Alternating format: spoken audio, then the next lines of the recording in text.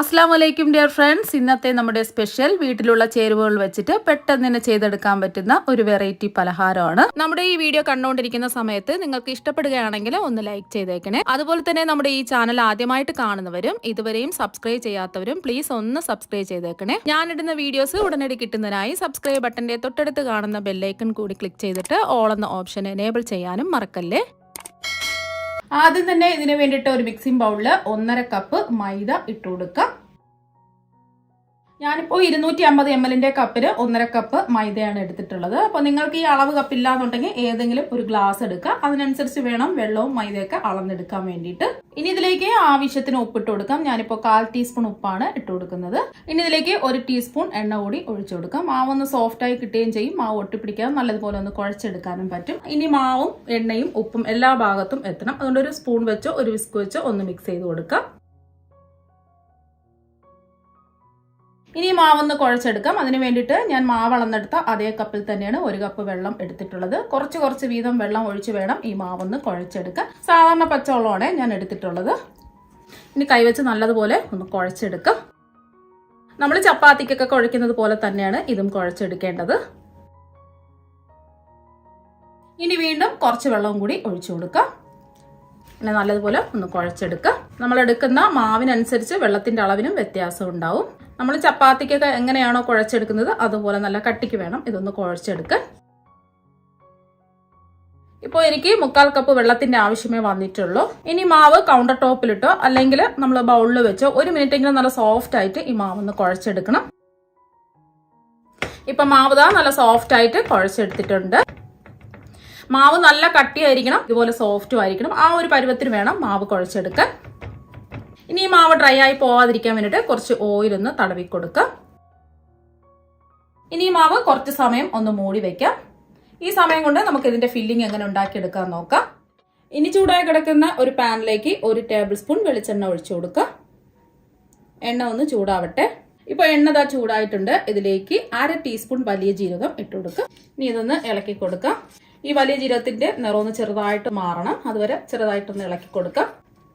ഒരു 10 സെക്കൻഡ് ഇളക്കി കൊടുത്തതിന് ശേഷം 1 ടേബിൾ സ്പൂൺ ഇഞ്ചിയും 1 ടേബിൾ സ്പൂൺ വെളുത്തുള്ളിയും ചെറുതായിട്ട് കട്ട് ചെയ്താണ് ഇതിലേക്ക് ഇട്ട് കൊടുക്കുക.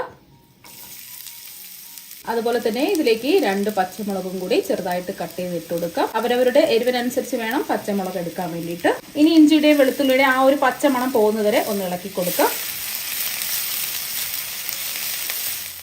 ഒരു 10 സെക്കൻഡ് ഇളക്കി കൊടുത്തപ്പോൾ ഇഞ്ചിയുടെയും വെളുത്തുള്ളിയുടെയും ആ പച്ചമുളകിന്റെ ഒരു പച്ചമണമൊക്കെ ഒന്ന് മാറി കിട്ടിയിട്ടുണ്ട്. ഇനി ഇതിലേക്ക് 300 ഗ്രാം എല്ലില്ലാത്ത ചിക്കൻ ചെറുതായിട്ട് കട്ട് ചെയ്തതിന് ശേഷം നല്ലതുപോലെ കഴുകി വൃത്തിയാക്കി വെള്ളമൊക്കെ മാറ്റിയ ചിക്കനാണ് ഇതിലേക്ക് ഇട്ട് കൊടുക്കുന്നത്. ഇനി ഇതിലേക്ക് ആവശ്യത്തിനുള്ള ഉപ്പിട്ട് കൊടുക്കാം. ഞാനിപ്പോൾ 1/2 ടീസ്പൂൺ ഉപ്പാണ് ഇട്ട് കൊടുക്കുന്നത്. നോക്കിയിട്ട് വേണമെന്നുണ്ടെങ്കിൽ പിന്നീട് ഉപ്പ് ചേർത്ത് കൊടുക്കാം. ഇനി ഇതൊന്ന് ഇളക്കി കൊടുക്കാം.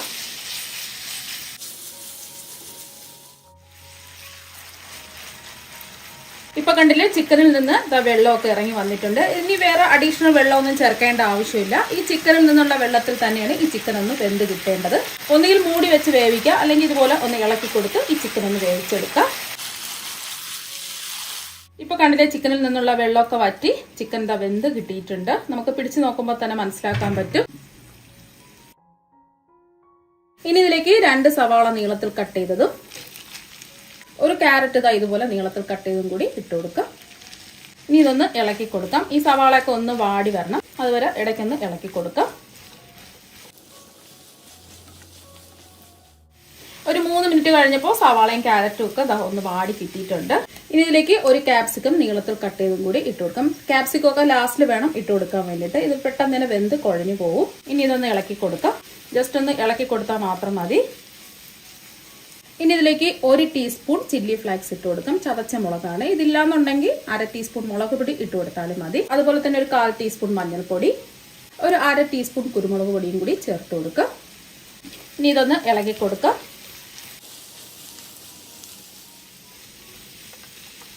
ഒന്ന് ഇളക്കി കൊടുത്തതിന് ശേഷം ഒരു 1/2 ടീസ്പൂൺ ഗരം മസാലയും കൂടി ഇട്ട് കൊടുക്കാം.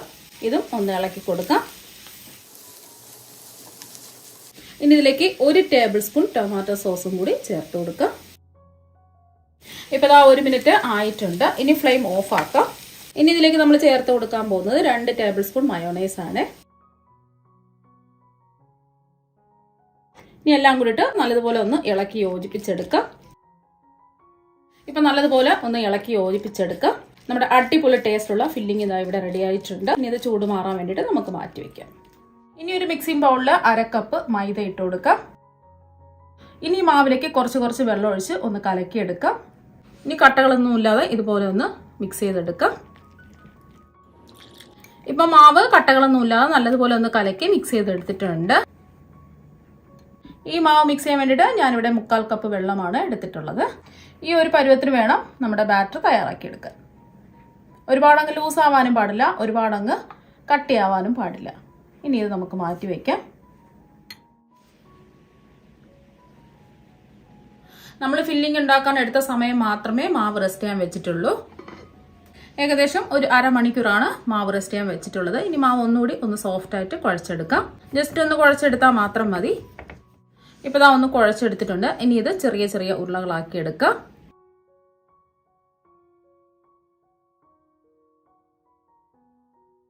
ഇപ്പോൾ ഇതാ കണ്ടില്ലേ, ഈ ഒരു അളവിൽ നിന്നും ചെറിയ 10 ബോൾസുകളാണ് ഇതാ കിട്ടിയിട്ടുള്ളത്. ഇനി ചപ്പാത്തി പലകയിൽ കുറച്ച് പൊടിമാവ് ഇട്ട് കൊടുക്കാം.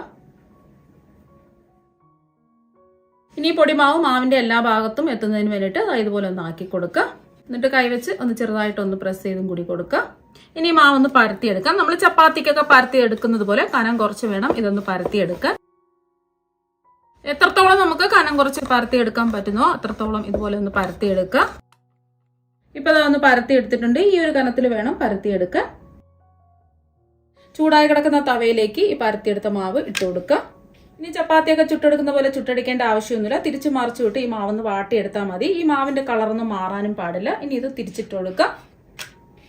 ഈ ഒരു രീതിക്ക് വേണം ഈ പരത്തിയെടുത്ത ഷീറ്റ് നമുക്ക് ചുട്ടെടുക്കാൻ. ഇനി നമ്മൾ ചുട്ടെടുത്ത ഒരു ഷീറ്റ് എടുക്കാം. ഇനി നമുക്ക് ഈ ഷീറ്റിനെ രണ്ടായിട്ട് ഇതുപോലെ ഒന്ന് കട്ട് ചെയ്യാം. ഇനി കട്ട് ചെയ്തതിൽ നിന്നും ഒരു ഷീറ്റ് എടുക്കാം. ഇനി നമ്മൾ നേരത്തെ മിക്സ് ചെയ്ത് വെച്ചിരിക്കുന്ന മൈദ ഇതുപോലെ ഒന്ന് ബ്രഷ് ചെയ്ത് കൊടുക്കുക. ഇനി കോൺ ഷേപ്പിൽ ഇതൊന്ന് ഇതുപോലെ റോൾ ചെയ്തെടുക്കാം.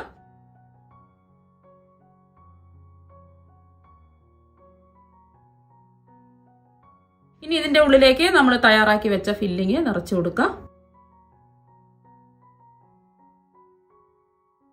ഇനി ഇത് സ്പൂൺ വെച്ച് നല്ലതുപോലെ ഒന്ന് പ്രസ് ചെയ്ത് ലെവൽ ചെയ്ത് കൊടുക്കാം. ഇപ്പൊ ഞാൻ മിക്സ് ചെയ്ത് വെച്ച മൈദയും കുറച്ച് വെർമസെല്ലിയും എടുത്തിട്ടുണ്ട്. ഇനി നമ്മൾ ഫില്ലിംഗ് നിറച്ച കോണ് മൈദയിൽ കുറച്ച് ഭാഗം ഒന്ന് ഡിപ്പ് ചെയ്ത് കൊടുക്കാം. ഇനി വെർമസെല്ലിയിൽ ഒന്ന് കോട്ട് ചെയ്തെടുക്കാം.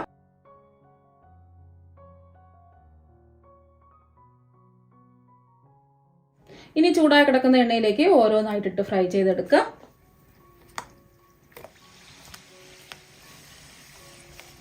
Flame low to medium flame വേണം വെക്കാൻ വേണ്ടിയിട്ട്.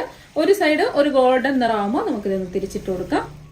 ഇപ്പോൾ തിരിച്ച് മറിച്ചിട്ട് നല്ലൊരു ഗോൾഡൻ നിറം ആയിട്ടുണ്ട്. ഇനി എണ്ണയിൽ നിന്ന് കോരി മാറ്റാം.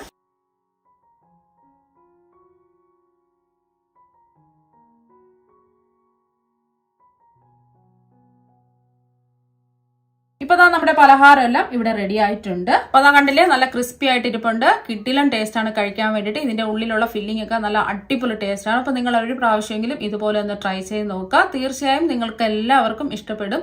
അപ്പൊ നമുക്ക് മറ്റൊരു വെറൈറ്റി ഡിഷുമായിട്ട് വീണ്ടും കാണാം. താങ്ക്